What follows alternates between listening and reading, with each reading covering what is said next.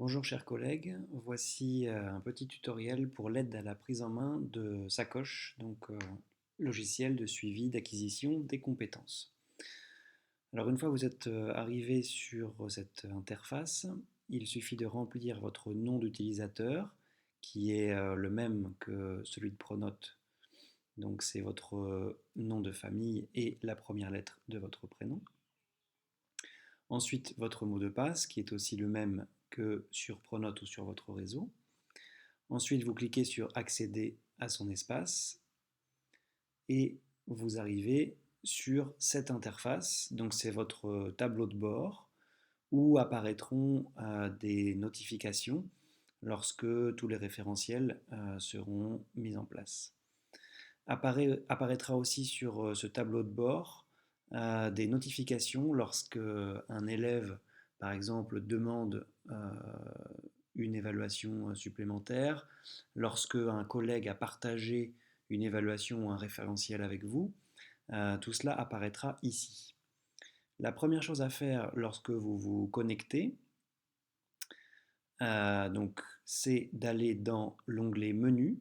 Ici, vous avez toutes les rubriques qui vous serviront à la gestion de votre interface Sacoche. Vous allez dans Paramétrage et ici, vous pouvez changer, si vous le souhaitez, votre mot de passe, choisir une langue autre que le français. Si vous êtes daltonien, ce qui peut arriver pour éviter les confusions entre les points rouges et les points verts, vous avez un onglet daltonisme pour changer les couleurs. Et donc ici, j'attire votre attention sur les groupes de besoins. Ici, vous pouvez, en cliquant sur groupe de besoins,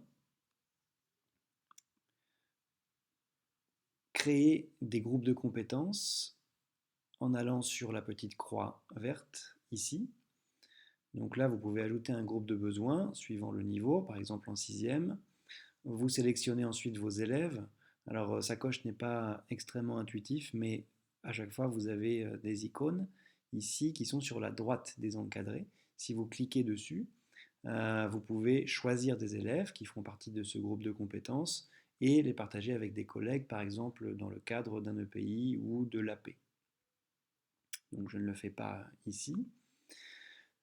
Si vous retournez dans Menu Paramétrage, ici, je vous conseille d'aller sur Adresse email et abonnement pour régler une fois pour toutes ces paramètres. Vous pouvez remplir votre courriel pour que Sacoche vous envoie des notifications. N'oubliez pas de valider ici. Et ensuite, vous choisissez, par exemple, s'il y a une auto-évaluation effectuée par un élève, est-ce que vous ne souhaitez pas être au courant en permanence? Est-ce que vous souhaitez que cela apparaisse sur votre tableau de bord de Sacoche? Ou vous cliquez ici si vous souhaitez que cela vous soit envoyé par courriel. De la même manière, si un élève demande une évaluation, ici, vous pouvez choisir entre ces trois paramètres. Si un collègue modifie un référentiel, vous pouvez choisir d'en être informé par courriel si vous cliquez sur cette petite pastille. N'oubliez pas à la fin de valider. Vous pouvez aussi partager des devoirs avec des collègues. Vous pouvez aussi vous-même modifier un référentiel. Deux autres rubriques qui vous seront sans doute utiles immédiatement, c'est tout d'abord la rubrique référentiel gestion, la troisième. Donc je clique ici, j'arrive sur cette interface. Vous pouvez créer ou paramétrer des référentiels. Donc ici, en ce qui me concerne pour le français, vous avez donc les classes qui apparaissent. Et pour consulter les référentiels, il faut aller dans le petit œil qui apparaît à droite de l'encadré. Je peux consulter ce référentiel qui a été saisi avec la discipline en vert, le niveau de classe en bleu, le domaine de compétences en rouge, langage oral, lecture, compréhension de l'écrit, écriture, étude de la langue, puis les sous-domaines, comprendre et s'exprimer à l'oral, et enfin les items sur lesquels seront évalués les élèves. Vous remarquez ici cette petite prise bleue qui nous montre à quel domaine du nouveau socle de la réforme sont associés chacun des items. Je peux l'imprimer si je le souhaite ici. Je peux créer un référentiel vierge en appuyant sur la petite croix verte, ou je peux, ici, si je vais dans le second onglet, modifier le contenu des référentiels. Je peux ici créer et modifier un référentiel. Si j'appuie sur le petit crayon, j'arrive sur la même interface que tout à l'heure, sauf que ce n'est plus pour consultation, mais pour modification. Si je souhaite ajouter ou modifier l'un de ces items, je clique sur la première icône, renommer l'item. Je peux le renommer ici, je ne le ferai pas. Ou bien je peux ici, alors si je reviens en arrière,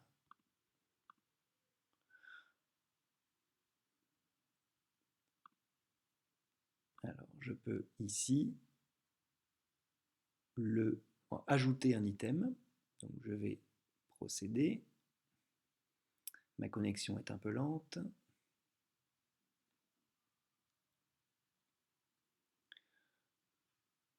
Alors en attendant, ici, vous voyez qu'il y a un second onglet, un troisième onglet. Ah voilà. Donc ici, vous pouvez ajouter un item si vous cliquez sur la deuxième petite icône, ajouter un item à la suite, donc qui viendra s'intercaler entre j'écoute pour comprendre un message oral et je sais parler en prenant en compte son auditoire.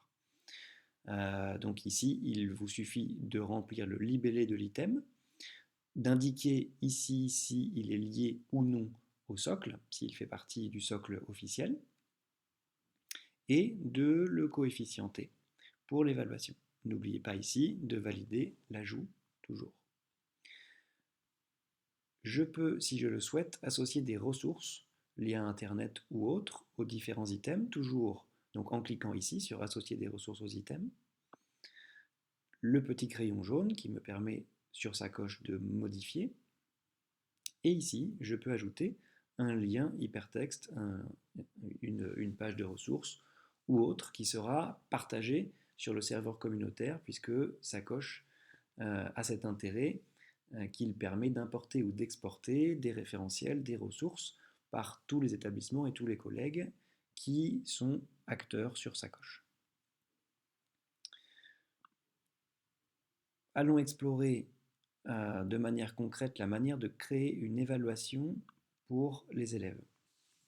Si je vais dans le quatrième onglet évaluation, je peux évaluer soit une classe ou un groupe de besoins que j'ai créé au préalable dans paramétrage, soit je veux évaluer des élèves sélectionnés, soit je veux évaluer un élève à la volée.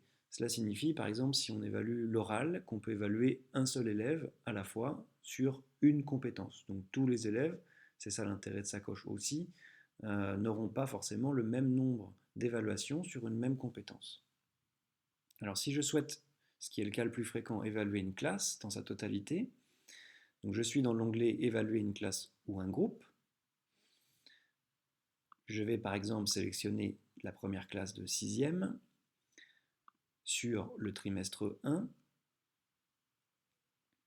et ici, pour créer l'évaluation, je vais toujours, quand je veux créer sur sa coche, sur la petite croix blanche dans un rond vert à droite, j'introduis la date du devoir, donc une date fictive, vous avez la classe, si je souhaite partager mon devoir avec les collègues ou non, ça c'est le titre du devoir, et ici, c'est le plus important, ce sont les items, donc on va retrouver les référentiels qui ont été définis par vous et les collègues.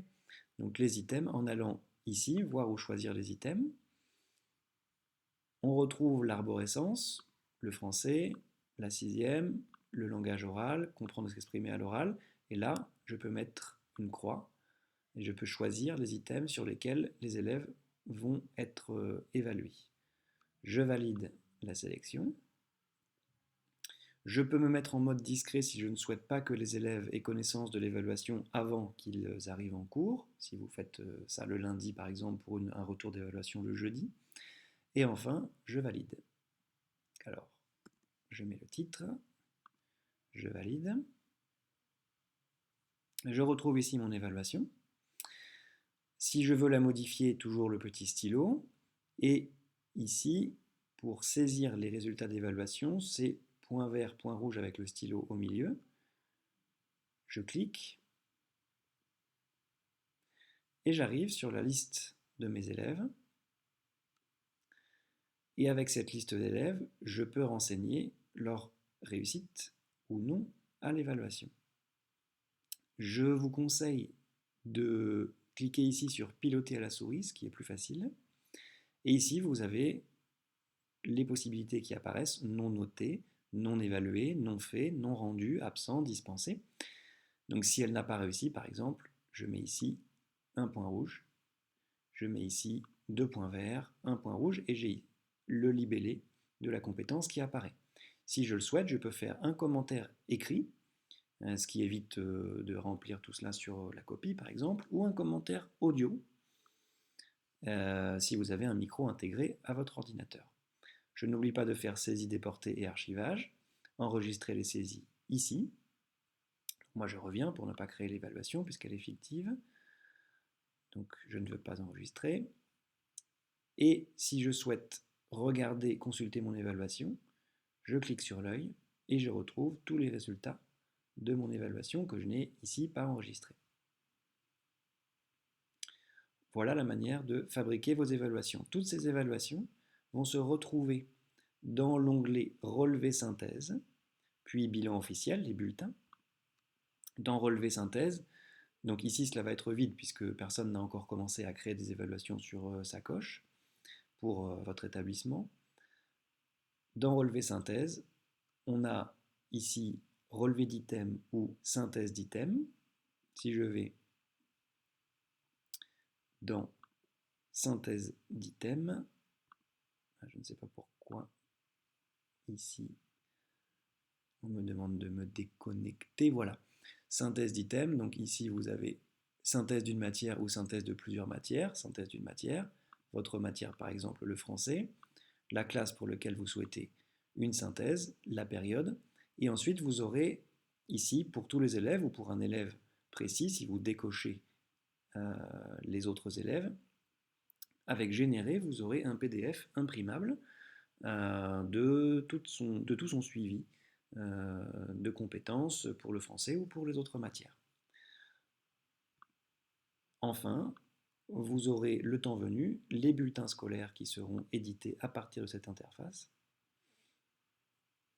donc qui seront à remplir à partir de cette interface. Voilà pour cette première prise en main de sacoche. Je vous souhaite tout le courage possible, mais c'est un outil qui est sans doute qui est sans doute tout à fait intéressant pour le suivi des compétences et la communication avec les élèves et avec leurs parents.